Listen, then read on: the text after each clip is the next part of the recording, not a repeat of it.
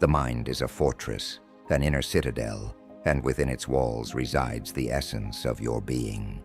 To let others peer too deeply into this citadel is to surrender control over what is most precious: your thoughts, your intentions, your secrets.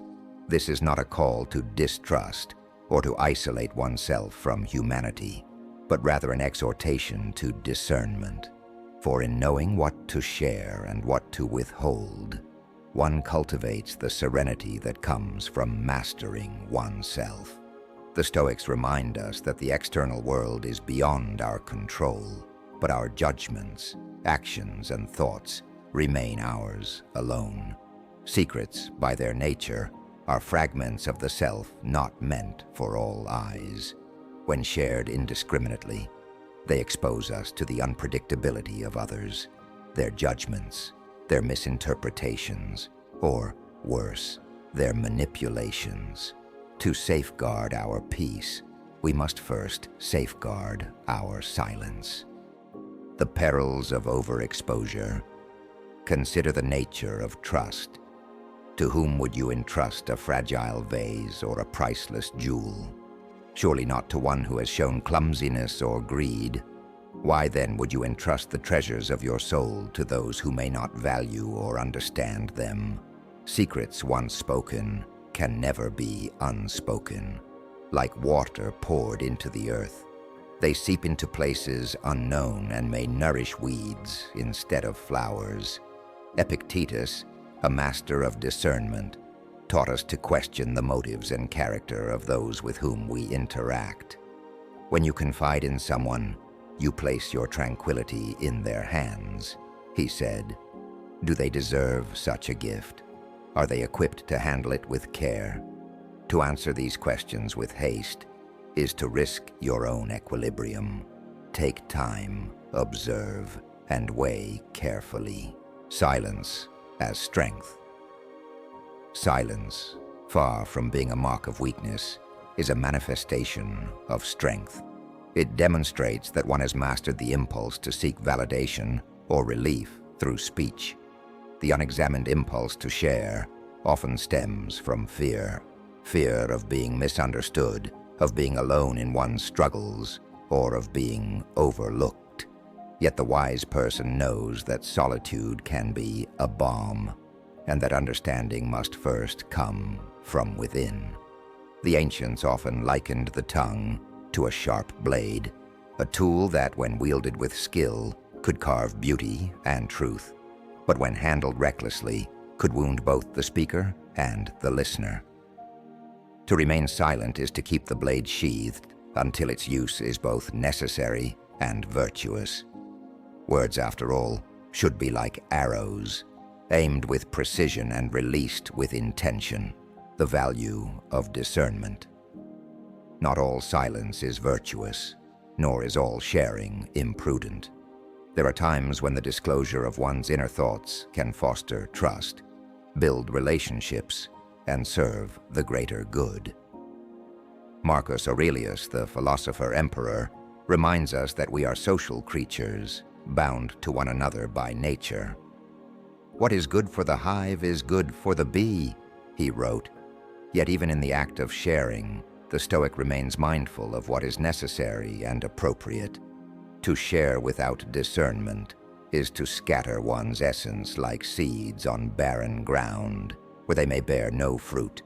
Discernment, then, is the art of knowing when to speak and when to remain silent.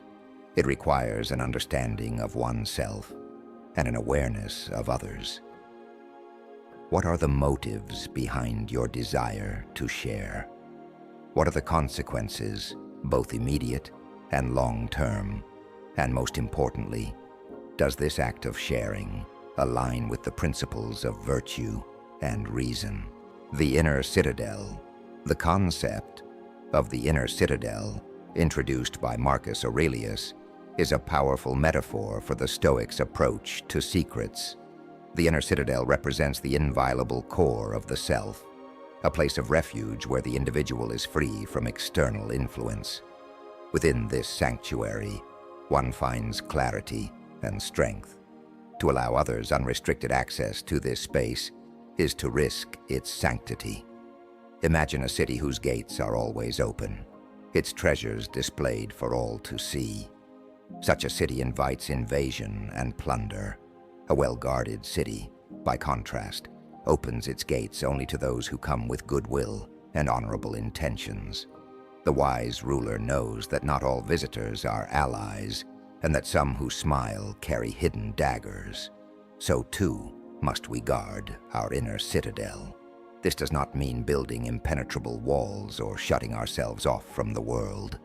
Rather, it means being selective about who is permitted to enter and what is allowed to leave. It is an act of prudence, not paranoia, of wisdom, not fear. Practical exercises. The Stoics were not merely philosophers, but practitioners of their philosophy.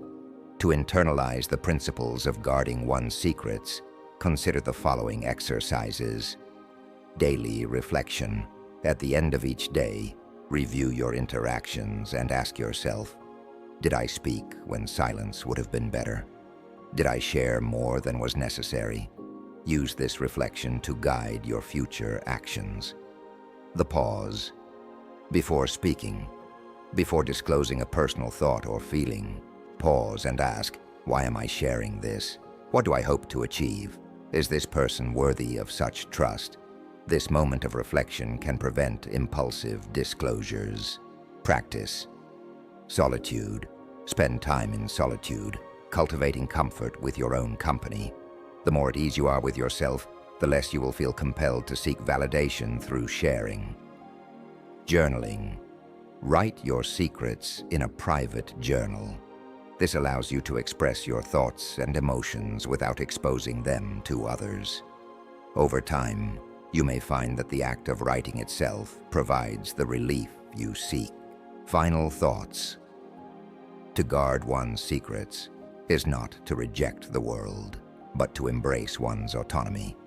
It is an act of self-respect and self-mastery, rooted in the understanding that not all who listen will understand, and not all who understand will act with integrity.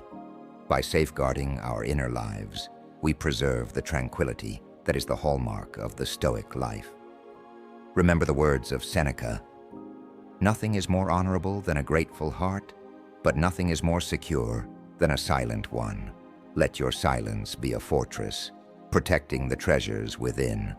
Share wisely, speak sparingly, and let your inner citadel remain a place of peace and strength." Please follow for more videos.